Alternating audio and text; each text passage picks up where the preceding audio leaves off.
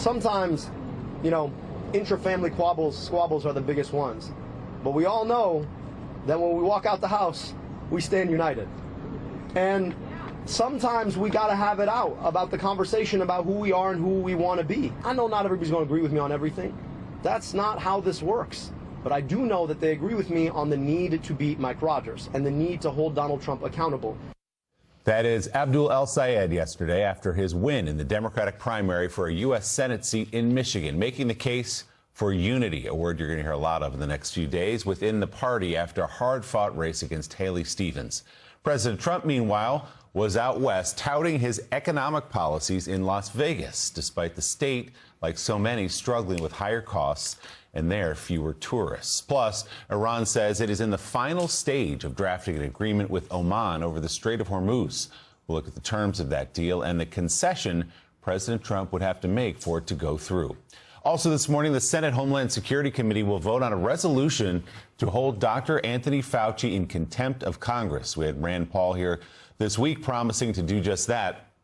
We'll have a live report from Capitol Hill. Good morning. Welcome to Morning Joe. It is Thursday, August 6th. I'm Willie Geist. Joe and Mika off today. With us, the co-host of our 8 a.m. hour, staff writer at The Atlantic, Jonathan Lemire, MS Now senior Capitol Hill reporter and host of Way Too Early, Ali Vitale, MS Now national affairs analyst John Heilman. He is partner and chief political columnist at Puck and senior writer at The Dispatch and columnist at Bloomberg Opinion, David Drucker. I want to get to the president in Las Vegas, but quickly, Ali, I want to go to you on Michigan now. Yesterday at this time, El-Sayed was the presumptive nominee. Now we can say he has won that race. Haley Stevens has conceded.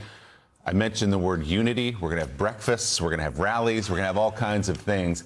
How are Democrats really feeling right now about El-Sayed's win? Look, I think Democrats are using the word unity. And this was a concern that 24 hours ago I was standing under a bridge in Michigan talking to you about.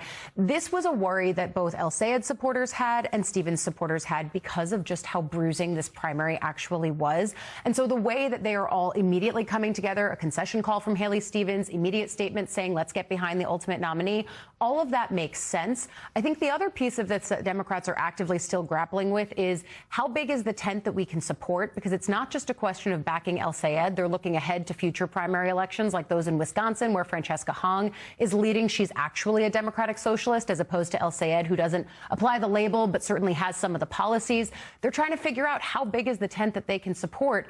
And then the larger question of what does it mean for 2028? That, I think, in the Michigan results especially, just goes to show that the party doesn't actually have an obvious North Star when it questions establishment or not, or whatever else on the ideological spectrum. And for now, Republicans, conservative media celebrating El-Sayed's win. They think it's a good sign. Much more on that in just a moment. But let's go to President Trump, who is back at the White House this morning after delivering a speech yesterday in Las Vegas that was supposed to highlight his economic achievements. Instead, the president gave his typical rally-style remarks filled with false claims and political grievances. The president also blamed undocumented immigrants for higher prices and again mocked the term affordability.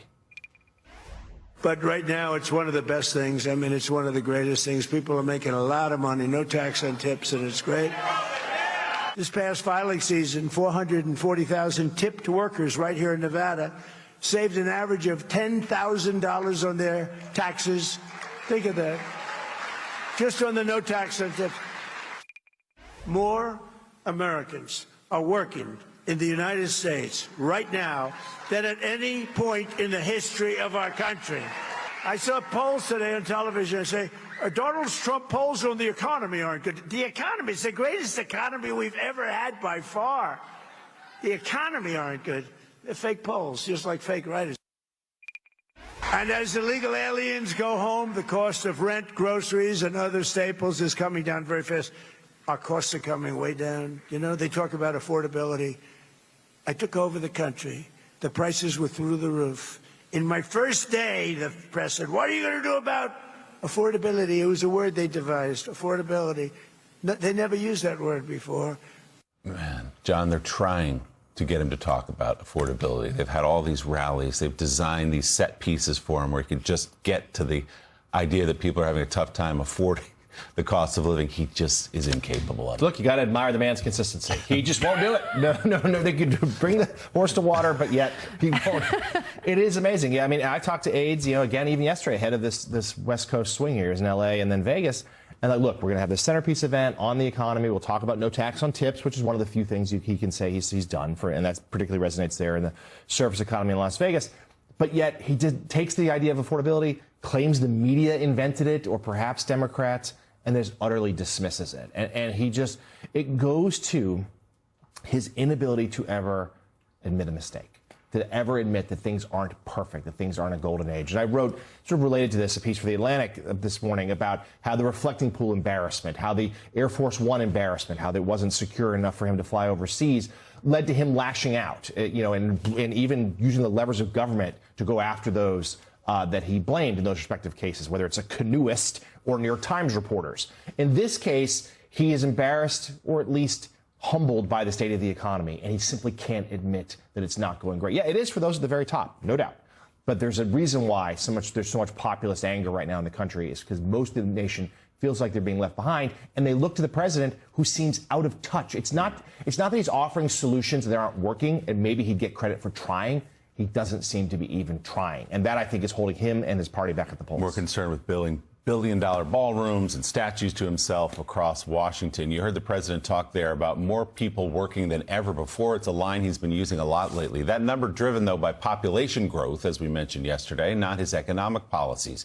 You also heard him tout no tax on tips. Labor unions and research groups have disputed the actual savings for workers, though they like the idea. On top of that, tourism is down significantly in Las Vegas, leading to fewer tips for service industry workers. The city drew about 3.1 million fewer visitors last year than in 2024. That's a 7.5% drop, the largest decline since record-keeping began in 1970, leaving aside, of course, the pandemic. Meanwhile, a gallon of gas in Nevada, about $4.80. That's more than 70 cents higher than the national average, according to AAA. So, David Drucker, again, the White House and staffers around the president are trying to get him to go out there and acknowledge at least the pain that a lot of Americans are feeling.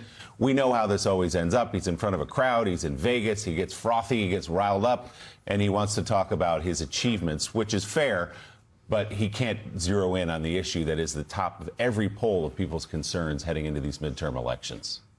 Yeah, and Willie, he's not going to. All right. I mean, the president is famously consistently inconsistent. He will talk about what he wants, when he wants. As the incumbent, and we saw this during the first presidency, he does not accept the premise that anything is wrong. Right. He will talk about what was wrong as he took office, and then he will just say it's been fixed. And it's a trap that many presidents, not just Donald Trump, falls into, because presidents do not like to accept any sort of blame. And as a political matter, that's somewhat understandable. But one of the worst things a president or any elected official can do is not acknowledge voters' pain and meet them where they are. So let's just quickly take out, the economic metrics for a minute, and we can have a debate about that. We can have economic experts about that. What the polling tells us is that voters do not believe the economy is as great as Donald Trump says it is, and they do not believe, according to the polling, that he's sufficiently focused on the thing that they care about most, which is the economy. And so it doesn't really matter whether Trump is right or wrong. Voters don't think he's right, and that's costing him and his party heading into the midterm elections. And also, he's talking about gas prices that will drop down to the floor, as he said yesterday, once this war in Iran ends. Most people at this point don't see an end to the war in Iran, at least for the moment. In that speech yesterday, President Trump also spoke about that race in Michigan and had this to say about now the Democratic nominee, Abdul El-Sayed. And the polls were wrong again last night when they thought it would be a landslide victory for a hater of Jews and a hater of Israel. This guy hates Jews. Somebody said, oh, that's a little strong. No, he hates Jews and he hates Israel. Abdul El-Sayed. Can you believe this? This could only happen to me. Abdul El-Sayed, lovely gentleman. He's a man of hate.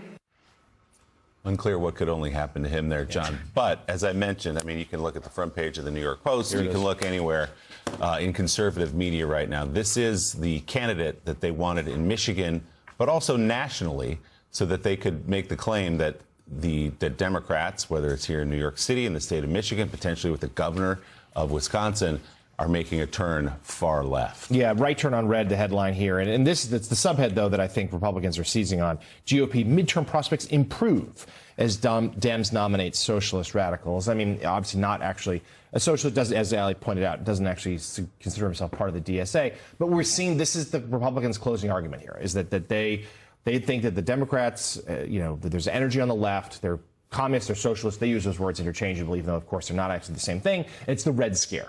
And they feel that, and whether those labels actually work or not, at the very least, there is a sense from both parties. Michigan, because of this result yesterday, Michigan is now perhaps more of a toss-up than it would have been previously. I think that is possibly true. And we had the nominee on our air yesterday. We interviewed him. We asked him a lot of questions, including those around Israel. And he's going to have to keep facing those questions. And I think his answers are unsettling to some voters. That said, we also shouldn't downplay some of the energy that's on the left right now. He is a political talent. Yes, there are some things, surely, he will need to adjust here in the next couple of months. But I think it would be a mistake to suddenly say, oh, this seat's going into the Republican column here, Ali, when I think, polls suggest, yes, a tight race, to be sure. And I think that, there is an onus on him, as well as some of the others in Michigan, to bring that party together in that state after a particularly bruising fight. But one thing that he can do is point to Mike Rogers, who seems like a somewhat normie Republican, but tie him very effectively to Donald Trump and say, this guy has been a loyal foot soldier for this president whose poll numbers are in the low 30s. Yeah, I mean, that is definitely the backdrop and the case against Rogers, right? And midterms are referendums, but I think Michigan voters are going to have, on the one hand, Rogers didn't have to go through a primary. He just lost the last election to Alyssa Slotkin by 0.3 points. I mean, it was close, right? So they feel good for that reason, as well as the fact that El Sayed, I think, has some healing to do within the Democratic coalition and might have a harder time bringing along some disaffected Republicans. I think that is going to be one of the big tests here. On the other side of it, when I was out there, I was meeting voters who were telling me, even if they still supported Trump, they connected the Iran war to gas prices, and they were questioning, why wasn't this war ever just explained to me? Because I think their inclination is to back Trump, to give him the leeway, to give him the patience that Republicans on the Hill are giving him. And I think that's going to be one of the true tests, is they are making that connection. And it underscores why Republican strategists that I talk to consistently say the Iran war is the biggest and I think most unpredictable thing that keeps them up at night about the midterms, because to voters, it is a direct connection between a Trump decision and the affordability costs that they were already feeling. John Heilman, what do you see in the results of Michigan? It was closer. Donald Trump's right about that, closer than the polls had it. But Abdul El-Sayed is the nominee right now. He's going in against Mike Rogers, a guy who for a while stood up to Donald Trump and then didn't, including on matters like the 2020 election. So what do you see ahead here in Michigan, but also nationally for Democrats with the emergence of candidates like El-Sayed? Well, first of all, Willie, I mean, to the extent that people felt like the Michigan race was a kind of a microcosm of the debate that's playing out between the two main factions in the Democratic Party, and some people were hoping for clarity, that you would see a victory by one side or the other that kind of clarified where the party was headed and where the Michigan electorate was. We didn't get that. We got an impressive win by El-Sayed in the sense that he took on all that outside money and he managed to win the race as an insider against all of, not just all the money, but the entirety of the Democratic establishment in Washington, D.C. and in Ann Arbor lined up against him. That's impressive. And yet, as we all know, there was a sense, going into the race, going into Tuesday, that some of the recent polling looked like he might win by double digits. And I think that didn't happen, obviously. So we don't have clarity about which of the two factions emerges all that much stronger here. And we also have a Democratic Party that's pretty deeply split. Now, I will say, if Haley Stevens had won this race, she would have had just as much work as Abdul El-Sayed does to put the party back together. She would have had the problems, the kind of converse problems that he is now going to face. He's got to solve his problems with white working class voters and with black voters in Detroit. She would have had to solve her problems with Arab American voters and with students. He got a ton of enthusiasm on very important places like East Lansing and Ann Arbor. So the party was going to have to work, given how bruising the primary was and given how divided the party is. It was going to have to work to come back together. And Abdul El-Sayed has a lot of work to do in that regard. He has one enormous advantage, which is what you saw last night again in Las Vegas, which is Donald Trump, who, not for the first time, in fact, for the umpteenth time, continues to make this race, these midterms, which are always, as I heard someone say there earlier, always a referendum on the sitting incumbent. But to do that, to keep highlighting how disconnected from Americans' economic concerns the president is, and thereby extension how disconnected they think Republicans are. Mike Rogers is going to be facing a stiff headwinds emanating directly out of the Oval Office. And I think in the end, one of the reasons why you think Abdul El-Sayed, who is a very talented political athlete, why he might win this race is that this year, the headwinds that the whole Republican Party is facing are so stiff that they might really help him carry him across the finish line, despite all the splits in the Democratic Party and the work he has to do. And the El-Sayed campaign already chaining Mike Rogers to Donald Trump on every single issue. So when you look at this, there's a piece of Wall Street Journal opinion page, David Drucker, March of the El-Sayed Democrats, basically suggesting here go the Democrats headed sharply to the left, suggesting this could be a problem for them, not just in the midterms, but if this emerges as the kind of successful candidate in the Democratic Party, it could cost them in 2028. So are conservatives, are Republicans on Capitol Hill as energized by El-Sayed's win as they suggest they are? Yeah, I think they are. Look, I think that when you're behind the eight ball the way Republicans are, and Republicans in Congress, right, they do this for a living. Republican strategists I talk to, they do this for a living year after year after year. They know what the polling says. They know what the metrics are. They know what a good cycle looks like. They know what a bad cycle looks like. And so with El-Sayed's nomination in Michigan, they really think they've caught a break, and they might have caught a break. And I think, what we need to keep our eye on in Michigan to take a look at how the Senate race is going to go is the governor's race, right? Jocelyn Benson versus John James. If Benson can win the governor's mansion, which she is favored to do and which I expect her to do, by 6 points or more, that updraft could carry El-Sayed, despite the qualms that many voters in Michigan, both independents, soft Republicans, and Jewish Democrats have about him because of his positions on Israel, and because for many voters, even Democratic voters, the idea of socialized medicine, Medicare for all, which is the third plank of his very effective message, money out of politics, money in your pocket, and then Medicare for all, that gives voters a lot of qualms, and it gives Republicans a lot to run against. But your point about 2028 is really prescient, right? Because if El-Sayed wins, what that is going to tell the Democratic Party, but definitely the left flank of the party, is we can win in competitive states, not just gerrymandered House districts. And that, I think, is going to change the nature of the Democratic presidential primary that's upcoming. If he loses to Mike Rogers in a year when Republicans are really facing severe headwinds, I think that's going to have the opposite effect. And Democrats are going to look more closely at electability in the way we think about it traditionally. All right, we'll see. Heading up to Election Day, a few months away. Still ahead on Morning Joe, we'll have the latest on a possible deal to reopen the Strait of Hormuz and what Vice President J.D. Vance is saying about the state of the war in Iran. Plus, Republican Senator Thom Tillis will be our guest after voting to advance Todd Blanche's nomination for Attorney General.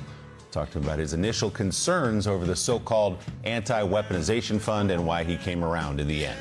And as we go to break, a look at the traveler's forecast this morning from AccuWeather's Bernie Rayno. Bernie, how's it looking out there?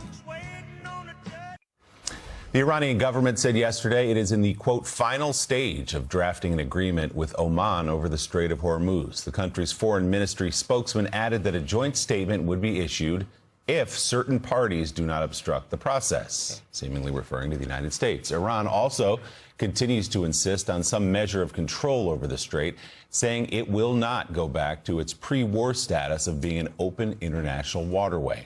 The Trump administration previously had rejected any deal solidifying Tehran's control over the strait. Regional officials tell the Associated Press the draft deal with Oman is finalized and awaiting approval from Iran's supreme leader, who is believed to be wounded and has not been seen publicly since the start of the war. The officials add the potential deal is a temporary solution to the dispute over the key waterway and could pave the way for the U.S. and Iran to resume nuclear negotiations. Vice President J.D. Vance was asked yesterday on Fox News about where talks stand. Number one, the Iranians are extraordinarily difficult people. Number two, they have a fractured system. So there are people within their system who want the war to be over. There are also people within their system who are crazy radicals who want the war to continue. Our job is to navigate through that and get the best outcome for the American people, but for the President of the United States as well. And I do think that where we will ultimately land, it's going to be messy and it's going to take some time to get there. Where we will ultimately land, as you see, oil, I think, was at $79 today. Those oil prices are going to come down and stay down. Iran will never have a nuclear weapon, and the United States will be in a stronger position. But we're kind of in the middle of the game, and I think people are trying to prejudge exactly how this is going to go. Joining us now, President Emeritus of the Council on Foreign Relations, Richard Haass. He's author of the Substack Home and Away. Richard, good morning. First of all, it's amazing to watch the administration discover that Iran is extremely difficult. Or the other day, President Trump saying they're very duplicitous. You don't say, Iran. Do you agree with his assessment of where things stand? And also your assessment just of what this potential deal with Oman could mean for the Strait of Hormuz and the war itself? I think there's a pretty good chance we'll get this deal, which at a minimum will lead to the reopening of the Strait for some time. Where I think he has it wrong is Iran is going to have far greater control over the Strait than it had before the war. It's in a position here to dictate which routes or channels ships use.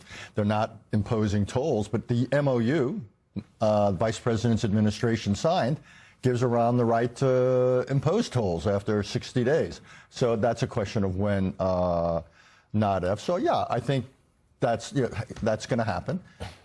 The United States is going to have to ultimately lift its blockade, essentially to reopen the Strait, allow Iran to sell some oil, lift that sanction. So yeah, so I think that's going to happen. The nuclear issue, the talks haven't even begun yet. We're talking about years of dealing with the nuclear issue. Going to be incredibly complicated. What I think we're looking at, Willie, is not a black or white situation. We're looking at a messy situation. It's at best an intermittent ceasefire. There'll be periodic problems with this or that Iranian proxy will attack this or that target or ship. It's not going to be neat and clean. It's certainly not going to be peace. There'll be ceasefires some days. It's just going to be messy, and that's the future of this part of the world. John, in the piece you were talking about earlier, your piece for The Atlantic of the embarrassments that President Trump is feeling right now, Iran is certainly the biggest. A war he thought was going to be quick and easy with overwhelming military might drags on and on and on, and as Richard points out, may end up with Iran in a better position than when the war began. Yeah, he has been routinely embarrassed and humbled by the situation in Iran. I mean, just over the last week, at the end of, on the end of last week, he says we have a deal, then we don't, so we're going to ramp up strikes. Then he's told we don't have the munitions to do so. And then over the weekend at Camp David, and then he says there's going to be a deal again, and then there's not, and now maybe there is. I mean, it's this pattern, Richard, where he threatens something, Iran calls his bluff. It doesn't happen. But if this deal were to come, I'm curious your take on how the rest of the Gulf is going to react, because so many of the leadership there has been insistent that we are not going to pay for access to the Strait of Hormuz, which had been open and free for all. We're not going to put money into a fund that will eventually use to rebuild Iran, which, of course, has been bombing us now for months. But I talked to someone in the region yesterday, and they almost like throwing up their hands. Like, we give up. We've lost such faith in this White House.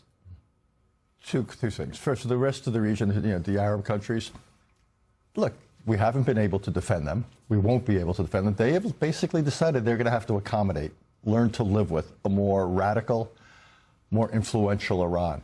And I think what you're going to see is some combination of accommodation. You use the word appeasement. I use the word accommodation. They're going to probably become a little bit more self-reliant. And by the way, if Iran ever moves towards nuclear weapons, guess what? Several of them will as well. They're going to look for new partnerships, maybe in Pakistan, some with Turkey, some with one another. They're not going to depend on us, though. I think what you're seeing is they have learned the hard way that reliance on the United States is a risky business, and they can't depend upon us. For the Trump administration, what's so interesting, the word dilemma is overused. It's a real dilemma. They don't like this. But the answer is, what can they do about it? They want the strait open for all the economic and political reasons. What are they going to do militarily? After 5.5 months, every time we pound Iran, we don't get the results we want. And we can't prevent Iran from escalating against the energy and water infrastructure of the neighbors. That would be a disaster. That would be a disaster. So the administration can threaten, but then it has to back down. It can't use military force against Iran's energy infrastructure. You almost have a kind of mutual assured destruction thing. We can't go after Iran in order, so they won't go after the neighbors. So the administration can talk tough, but at the end of the day, they are going to have to accept a more influential Iran. This war, let's just be blunt. Yeah. It will leave Iran better off for all the damage we've inflicted. It'll leave the United States worse off in this part of the world. And more broadly, it raises fundamental questions about the dependability and reliability of the United States. I think certainly all of that is true. I think the other piece of it that strikes me when I hear the vice president speak about this is the fact that he's saying we are in the middle of it, when the president has tried repeatedly to say, well, it's wrapped up, we're in the MOU, the Hill is trying to figure out which way is up in terms of is it an active conflict or is it not, though clearly it is. And I wonder, when you think about the ways that the Iranians are continuing to exercise their leverage over the strait, what are the ripple effects of that? Put aside the fact that that Middle Eastern countries are starting to make deals because they are recognizing what the landscape is.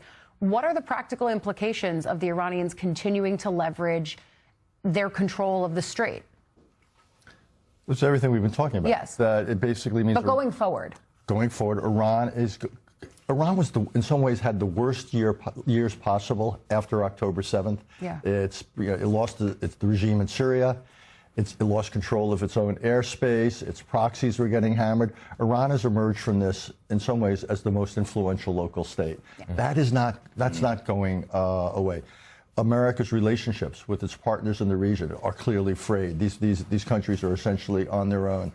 Energy prices are going to be somewhat higher than, what were they, $3 a barrel before the war? At best, we're probably looking at $3.50 or something like that. The pressure on nuclear weapons isn't going away. As bad as the strait is, the situation, the issue of Iran's nuclear program, more people in Iran want nuclear weapons now than before the war. A lot of them are saying, we never would have gotten attacked had we gotten nuclear weapons. Iran is more radical than it was before the war. We've achieved regime change, just not in the way we wanted to. Yeah. We brought about a more radical regime. So the nuclear challenge is enormous, and it is sitting out there. So again, this war did not resolve things. And what's so ironic? Think about it. The national security document of this administration wanted to dial down American involvement in the Middle East. It's going to be very hard to do it. Or if we do dial it down, we're going to end up with a Middle East that's much less supportive of American interests. Yeah, Iran's going to end up where North Korea is, where they feel like they need those weapons to guarantee their very survival. Yeah, and to your point about gas, $4.06 this morning. It was $3.17 a gallon a year ago. Coming up, we'll talk to David Drucker about his new piece for Bloomberg titled, "It is the Worst Time to be John Thune." I'll tell you what David means there. Plus, as data centers continue to pop up across the country, we've got a report about how residents in Utah are pushing back. They're doing it all over the country. Morning Joe's coming right back. The White House, the monument behind it, 6:37 in the morning. David Drucker, your latest piece for Bloomberg is titled, "It is the Worst Time to be John Thune." In it, you write this, quote, "Complaints with Thune's leadership usually revolve around his lack of alternative strategies to accomplish all or parts of Trump's agenda, or insufficient willingness to go to war against the minority Democrats. The nitpickers aren't many, and Thune has managed to maintain his political standing in a red state that supported Trump by an average margin of 28.4 percentage points across 3 presidential elections without becoming one of so many other Republicans who've been compelled to kneel before Zod." Great reference to Superman, too. In fact, the reason Thune's standing as majority leader is not on the rocks, even with his rocky relationship with the president, is because he's doing the bidding of a healthy majority of Senate Republicans. Viewed from that vantage point, Thune's job might be burdensome, but it's his for the foreseeable future, no matter how much that frustrates his critics.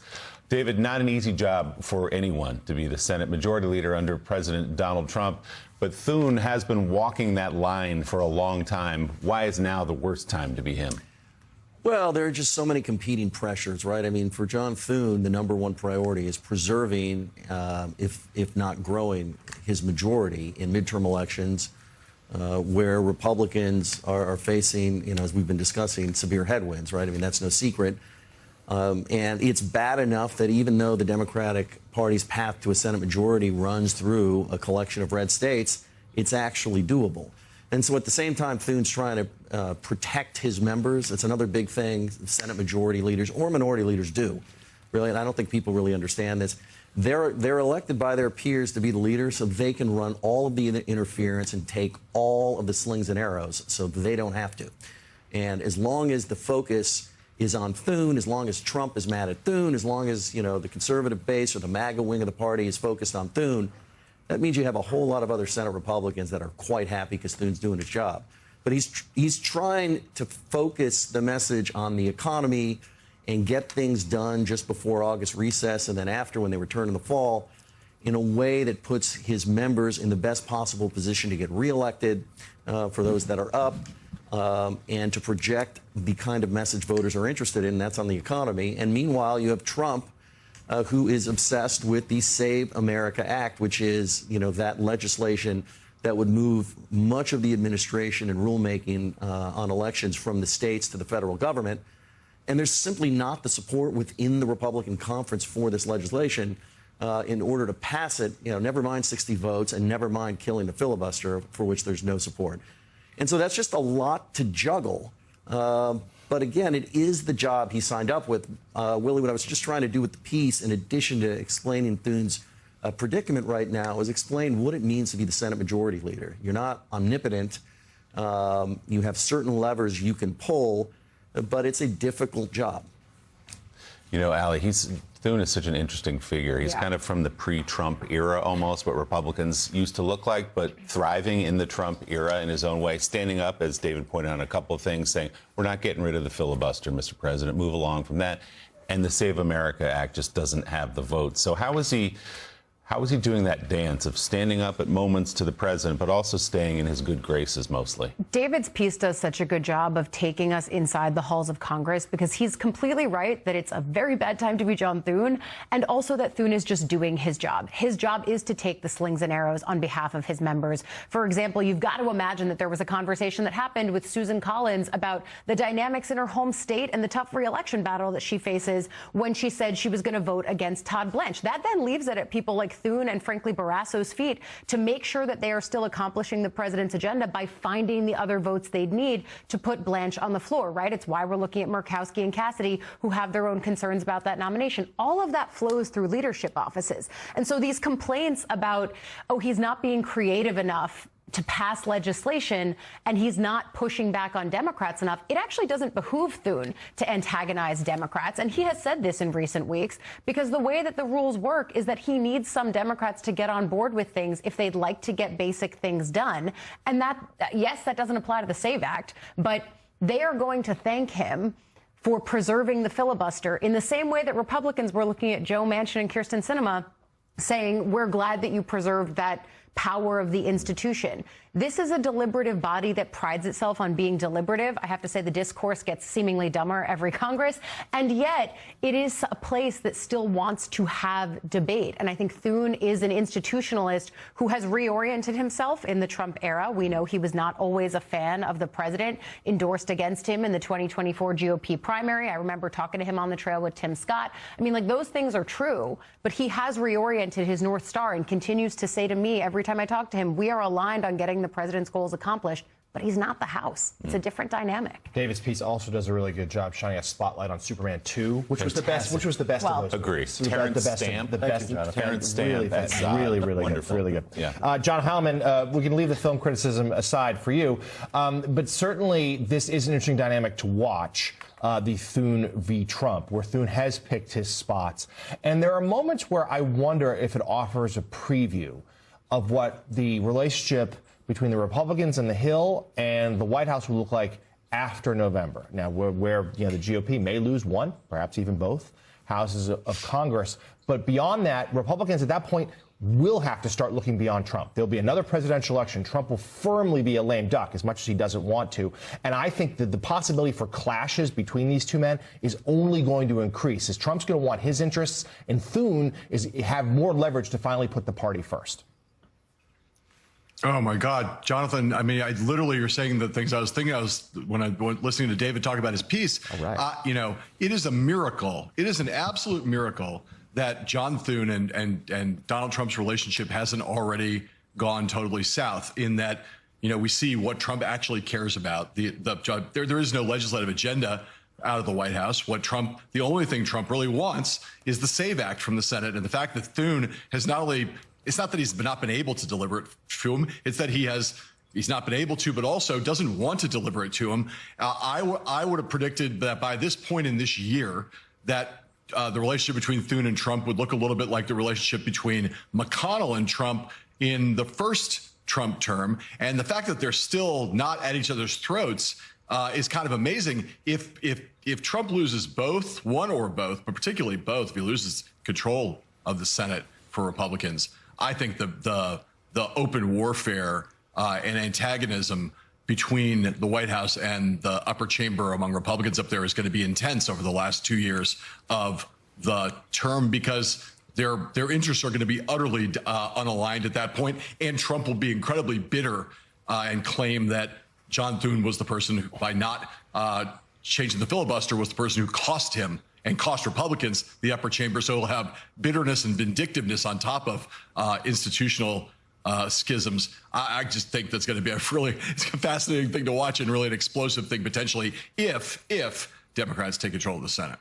Still a big if. John Hellman, Ali Vitale, David Drucker, thank you all. David's new piece is online for Bloomberg. I would remind everyone what happens at the end of Superman 2, which is that when Superman is asked to kneel before Zod, Christopher Reeve does kneel, crushes his hand, and then throws him into a crevice in the Fortress of Solitude, as you were just explaining to me, Richard. Superman always wins. Revisit that this weekend. Yeah, let's watch that this weekend. Still ahead, we'll get to the new concerns around one of President Trump's Freedom 250 events set to take place this month, an Indy car race through the streets of D.C. Morning Joe's coming right idea of affordability. He stands there at an affordability event. We also get a little look, Nicole, behind the curtain of this administration. Your new interview of former acting FBI Director Brian Driscoll for the new episode of your podcast, The Best People, talking about the state of the FBI under Director Kash Patel and rebuilding that institution after Donald Trump. It included a discussion about U.S. Circuit Judge Emil Bovey's previous stint at the Justice Department when he demanded lists of agents who worked on Trump cases. Here's that exchange. And they wanted all those people fired? He never said that it was with the intent to fire them.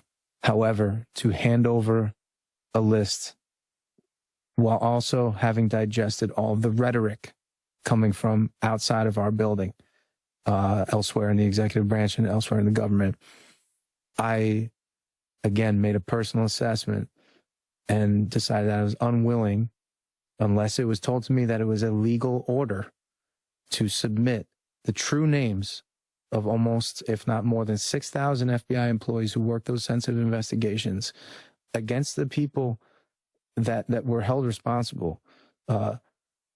Agents, analysts, and professional staff, some of whom were threatened by those people who we held accountable, that were responsible for those events, without full confidence that I wasn't walking them to the edge of a cliff of their employment to watch somebody else kick them off.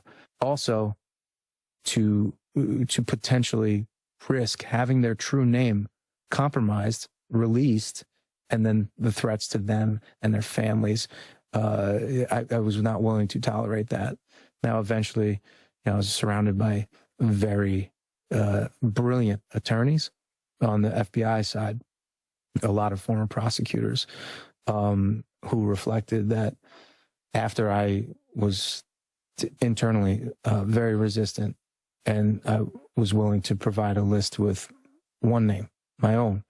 And that's not, I'm not saying that to be like, look at me, I'm a martyr. Not at all. But just to give him a scalp. Yeah. So, Nicole, let's remind people, Brian Driscoll was the acting FBI director on day one, January 20th, 2025, of this Trump administration, and was asked, for example, to unmask, as he said, FBI agents who worked on January 6 cases and refused to do so. Yeah, and there were 6,000 people who touched the January 6 cases. It was, as we all know from covering it, this extraordinary crime that took place on live television. And it was, on the other side, the largest crime ever investigated by the FBI. What's interesting to me, to pick up on Mike Barnacle's point about cruelty, is that the retribution campaign that Donald Trump has talked about really since the first day of his first term. I mean, he first was known to want to indict Hillary Clinton and Jim Comey in 2017. So he's always wanted to use the FBI and the Department of Justice to prosecute his enemies and shield himself. That's a forever thing about Donald Trump. The retribution campaign only happens in the second term because men like ML Bobe and Todd Blanche become Trump's willing accomplices in carrying that out. And that's what, to me, is so shocking, because never before has someone gone into that building and been willing to purge people who stand on the line between the United States of America and Al-Qaeda, between the United States of America and ISIS, between the United States of America and Russia, between the United States of America and China. And what they've done in purging anyone that worked on a case where Donald Trump happened to be the target of the Mar-a-Lago investigation, for example, he absconded national defense information. So that's why national security people were involved in that case, to try to figure out what sources and methods could have been compromised by all the stuff in those white boxes that, again, are just demonstrably true acts that Donald Trump engaged in. And so to listen to him talk about the really hundreds of years of people who protected this country after 9/11 from anything like that ever happening again was really, really, really chilling. Nicole, as you know, just from talking to Brian Driscoll, I would imagine, that they lost a lot of really talented people who were fired at the FBI.